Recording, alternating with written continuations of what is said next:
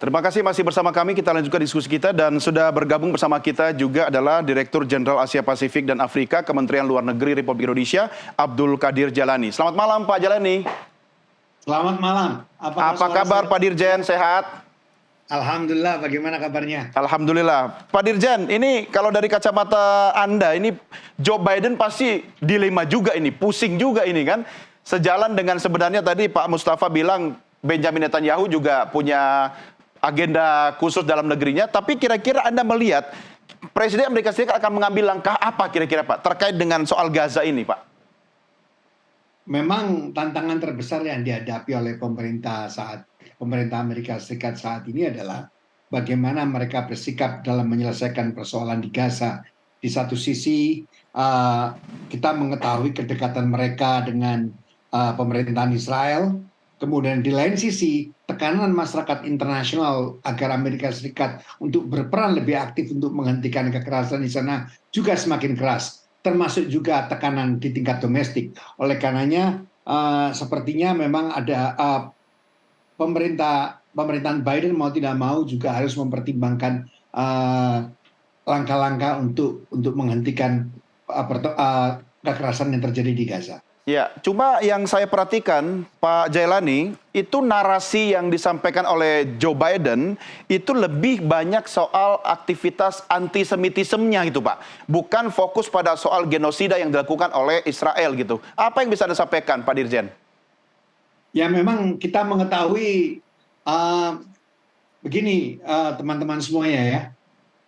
Kita mengetahui bahwa masyarakat barat mereka yang paling antusias dan selalu berdiri di garis depan dalam menyuarakan kebebasan berekspresi, kebebasan berpendapat.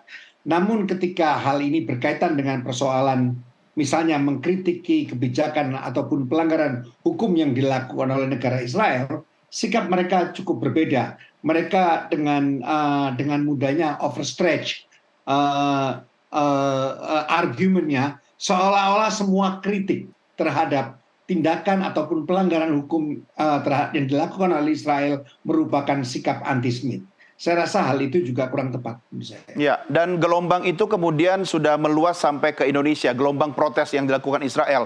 Anda melihat apakah posisinya masih sama, ini juga akan dikaitkan dengan antisemitisme atau tetap fokus pada perjuangan membela Palestina, khusus di tanah air kita, Pak? Ya, kalau di tanah air kita saya rasa memang ini merupakan bagian dari gelombang masyarakat internasional merupakan reaksi terhadap apa yang terjadi di Gaza. Kita semua menyaksikan betapa dahsyatnya pertempuran Israel di Gaza yang berhasil meluluhlantakkan 70% bangunan dan menewaskan lebih dari 34.000 orang. Ya.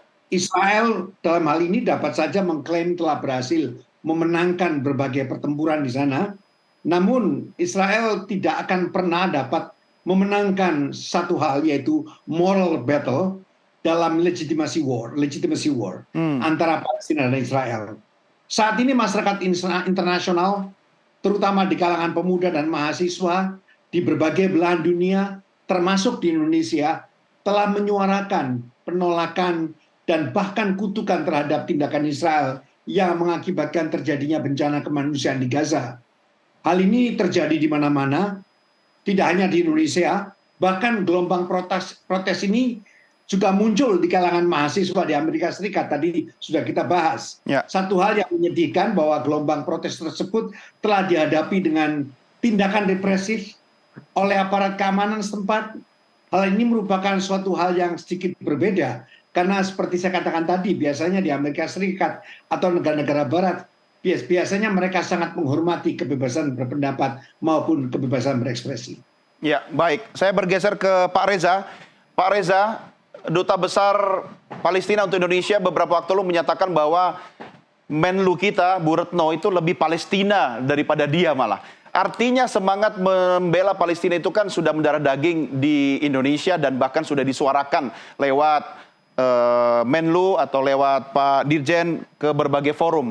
Pak Reza melihat apakah itu efektif untuk kemudian mampu menyuarakan Palestina dari berbagai forum internasional sehingga aksi-aksi kekerasan itu bisa dikurangi, Pak Reza?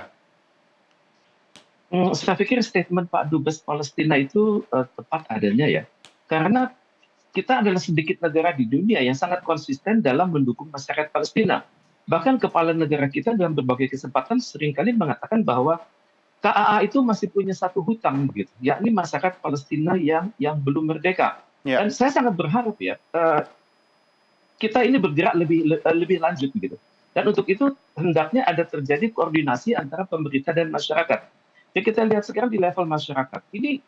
Kita ini sudah lebih awal daripada kampus-kampus di Amerika Serikat dan kampus-kampus di Uni Eropa. Dan sekarang malah mereka yang ikut kita gitu. Dan untuk itu perlu penyamaan persepsi sekarang. Nah, Jadi, bentuk koordinasinya yang paling efektif seperti apa Pak Reza? Mumpung ada Pak Dirjen ini.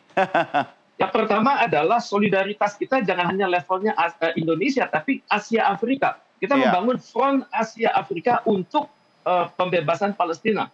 Aktor-aktornya adalah mahasiswa dan mereka tidak perlu tergantung pada bagaimana sikap pemerintah masing-masing. Dan untuk itu juga bersinergi dengan masyarakat Amerika Serikat yang sekarang tentunya kewalahan. Kampus-kampus Amerika Serikat kewalahan karena polisi juga sudah sangat garang ya.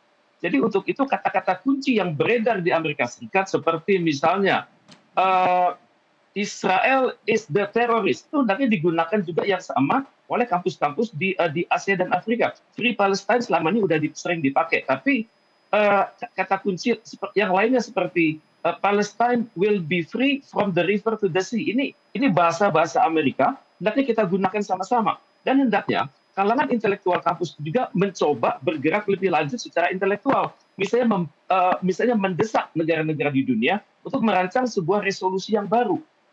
Resolusi yang baru terserah nanti jadi atau enggak, tapi energinya harus dimulai dari kampus, itu dari kalangan mahasiswa. Kemudian pemerintah sendiri, hendaknya pemerintah ini menggalang solidaritas dengan like-minded countries. Seperti kita di ASEAN itu ada 10, tapi nggak semuanya bisa akur kan, nggak semuanya punya satu kata tentang Palestina. Kita coba setengah dari ASEAN, kita coba setengah dari MIKTA, kita coba setengah dari BRICS, kita coba setengah dari Non-Aligned Movement, kita coba setengah dari OKI, kita coba Liga Arab. Dengan demikian akan terhimpun suatu kekuatan besar dari negara-negara yang benar-benar memahami Palestina dan bersedia memperjuangkan Palestina. Dan untuk itu hendaknya ya kita juga ingat hasil dari KTT OKI yang terakhir. Ada mandat khusus bagi Indonesia untuk terus menggalang solidaritas, untuk mencari kesamaan ide dengan negara-negara lain. Jadi banyak pekerjaan bagi Indonesia. Ya, ini menarik ya. Saya nanti akan bahas ini khusus soal bagaimana Asia Afrika atau ASEAN bisa berperan lebih besar ke Pak Dirjen. Tapi sebelum itu saya balik lagi ke Pak Mustafa. Pak Mustafa, ini kalau kita lihat ya, apa yang terjadi di berbagai belahan bumi termasuk di Amerika Serikat yang sekarang marak dengan aksi-aksi dari kalangan kampus, Anda melihat apakah itu lebih banyak sebenarnya untuk fokus pada bela Palestinanya sebagai bangsa yang harus merdeka dan dijajah dan digenosida, atau lebih banyak mengutuk aktivitas Israelnya itu sendiri dari kekerasannya. Karena kalau kita berkaca dari media Amerika, media Arab, media Eropa dan Indonesia, itu kan pasti pendekatannya berbeda. Nah, saya tidak tahu apakah pola pikir masyarakat di sana itu sudah tepat seperti yang kita inginkan untuk menegakkan perjuangan Palestina merdeka, atau seperti apa, Pak Mustafa? Ya, membela Palestina dan sekaligus mengutuk Israel, itu kan ibarat dua sisi dalam koin ya. Jadi mengutuk Israel itu sekaligus kan tentunya adalah membela Palestina. Berarti sekali dayung 2-3 pulau tercapai begitu, Pak? Betul. Oke. Berarti menurut Anda ini sudah tepat ini, apa yang terjadi sekarang ini di berbagai belahan bumi ini? Ya, ini adalah semacam sebuah berkah ya. Sebuah sesuatu yang harus didukung. Karena seperti yang saya katakan tadi, ini terjadi dalam konteks ketika dalam ranah internasional, regional maupun domestik Israel itu atmosfernya adalah sama sekali tidak mendukung akan terjadinya gencatan senjata atau berhentinya perang gencatan tersebut. Jadi ketika terjadi putus harapan, di mana sudah Dewan Keamanan PBB sudah tidak dihormati oleh Israel. Ya. Kemudian Mesir sama Qatar sampai sekarang masih gagal membujuk Israel supaya menerima gencatan senjata. kemudian domestik di Israel pun juga tidak membantu atau tidak mendorong Netanyahu melakukan atau menerima kejahatan tersebut. Maka ketika ini terjadi, munculnya gerakan mahasiswa, khususnya di Amerika Serikat, ini adalah sebuah berkah, sesuatu yang harus didukung ya, dan sesuatu yang sangat diharapkan bisa membantu atau mencairkan kebuntuan, baik di tingkat internasional, regional maupun domestik. Iya, dan Pak Mustafa, Amerika kan mau pakai tanda petik Arab Saudi ya untuk gencatan senjata dengan imbalan normalisasi hubungan dengan Israel. Cuma masalahnya Pak Mustafa, pemimpin Hamas ini kan juga kepala batu gitu loh, stubborn gitu loh, keras kepala. Saya khawatir juga dari internal Hamas sendiri yang membuat jalan menuju gencatan senjata semakin berliku, Pak Mustafa. Kan sejauh saya mengikuti jalannya perundingan gencatan senjata ini, kan mentoknya di sini kan Hamas meminta supaya kecepatan gencatan senjata itu menuju gencatan senjata yang permanen. Jadi permintaannya Hamas itu bukan gencatan sementara yang pernah tercapai pada akhir November. Tapi awal permanen ya? Tapi permanen. Sementara Israel atau Netanyahu masih menolak gencatan senjata permanen, maunya gencatan senjata sementara. Jadi menurut Hamas, Israel hanya maunya terjadinya tukar menukar tawanan aja. Setelah nanti tawanan yang dimiliki Hamas itu habis, tinggal genosida aja yang akan Iya. Apalagi kalau bagi Israel, kalau gencatan senjatanya permanen, agak sulit untuk melakukan perluasan wilayah atau pendudukan wilayah lagi ya, Pak Mustafa. Baik, Pak Mustafa, Pak Reza, dan Pak Jailani, kita rehat sejenak, kita lanjutkan diskusi kita di segmen berikutnya. Pemirsa, kami segera kembali sesaat lagi.